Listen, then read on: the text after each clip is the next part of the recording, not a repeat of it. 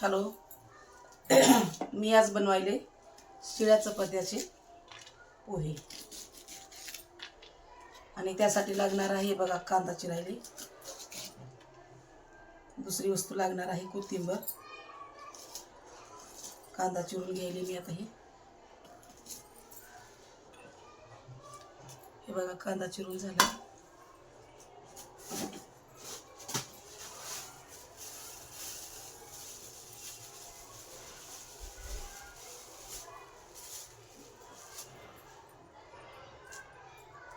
साठी ही कोथिंबीर हे पण चिरून घेणार आहे. कारण जुने लोक म्हणतात बघा, टाकून माजू नये, खाऊन माजावं पण टाकून माजू नये. तसं शिळं अन्न जर राहिलं तर टाकून देऊ नका.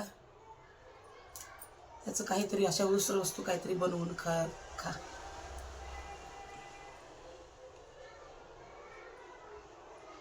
खेड्यामध्ये अजूनही बघा, एकमेकाला जेवण झालं का म्हणून विचारल्यावर ते अगदी अभिमानानं सांगतात,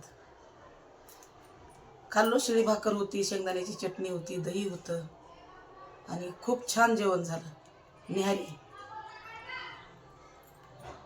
तसं आपण तर शहरी माणसं निहारी म्हणायचं विसरून गेलेले आहे. तर आपण याला त्याचं रूपांतर ह्याचं निहारीचं केलं आहे नाश्त्यामध्ये.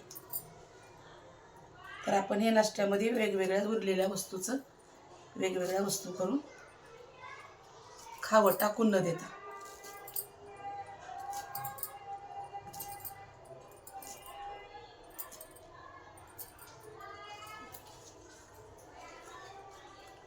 हे बघा कोथिंबीर आणि कांदा चिरून घेतला.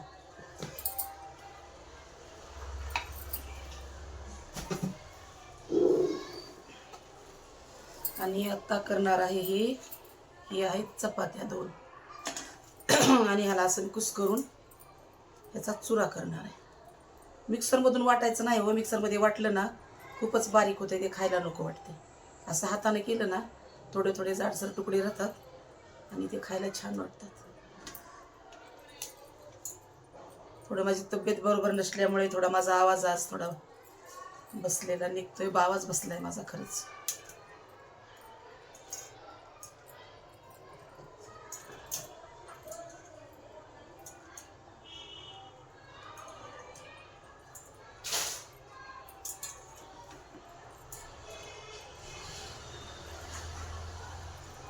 मी माझ्या मुलींना पण सांगितले, असं शिकवले, चपात्या उरल्या तर डस्टबिनमध्ये टाकायचं नाही.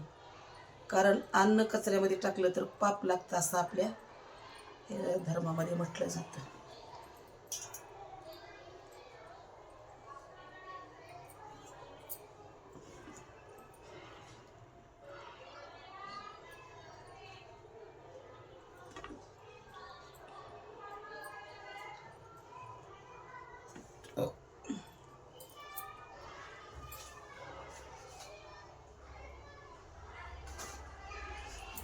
अजून 1 चपाती घेतली मी, एकूण 3 चपात्या झाल्या.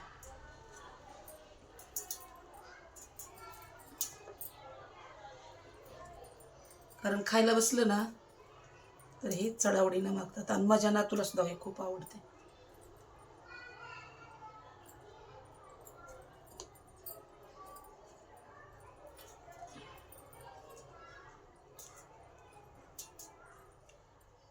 ह्याच्यामध्ये कांदा, कोथिंबीर आणि शेंगदाणे हे तेलात तळून ह्याच्यामध्ये टाकल्यामुळे हे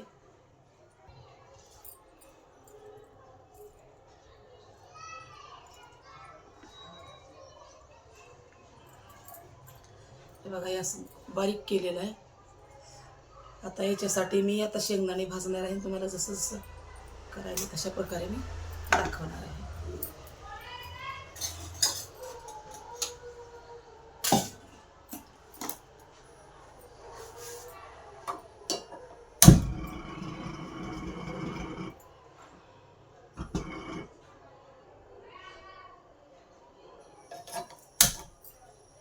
इथं पेटवला गॅस.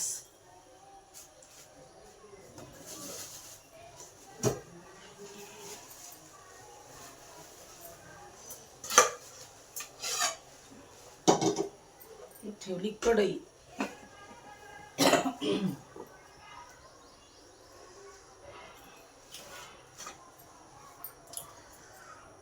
ह्याच्यामध्ये टाकायचं थोडंसं तिखट.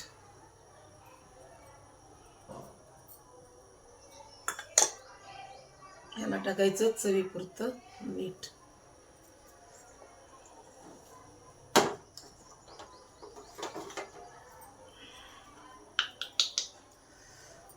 पुन्हा टाकायची हळद. हळद काढायची राहिली संपली.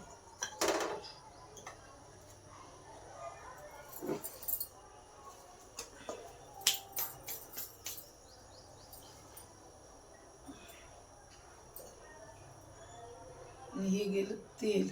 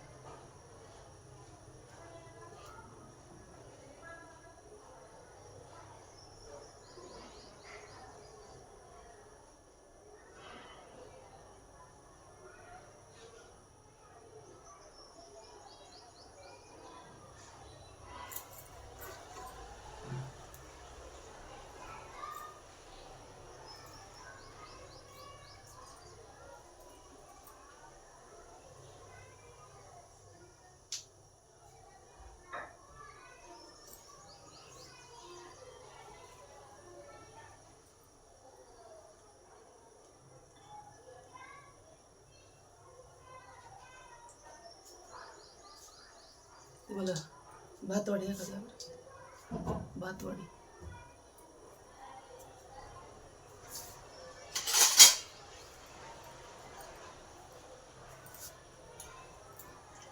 हे टाकले चवीसाठी जिरे.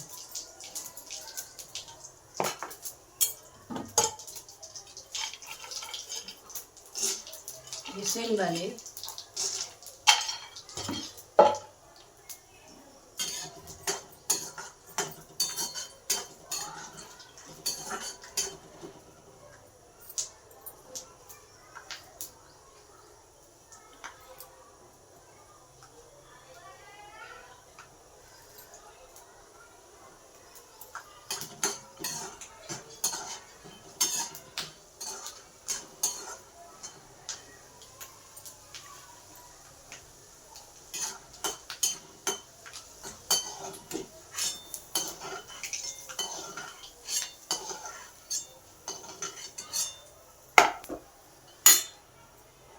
हे आहे कांदा.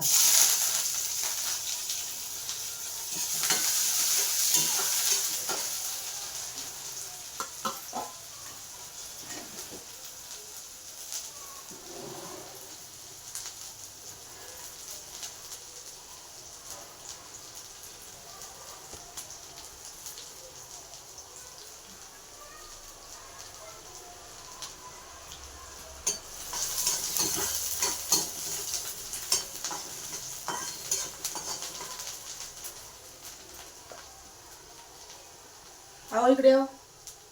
होय इकडे.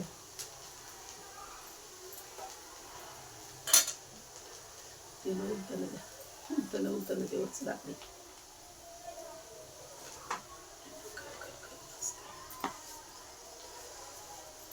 हे कोथिंबीर.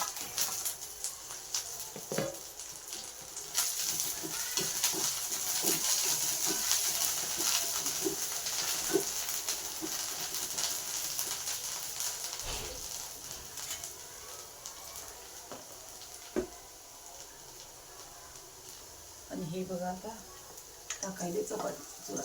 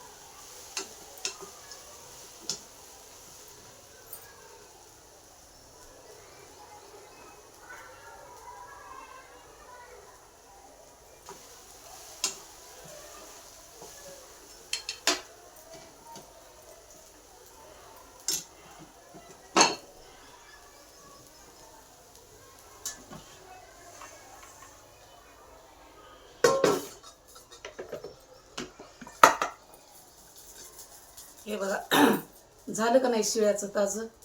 असं चांगलं काहीतरी करून खा. प्रत्येक वस्तू टाकून देऊ नका. आणि माझी पोहे कशी झाली ते पण कमेंटद्वारे सांगा.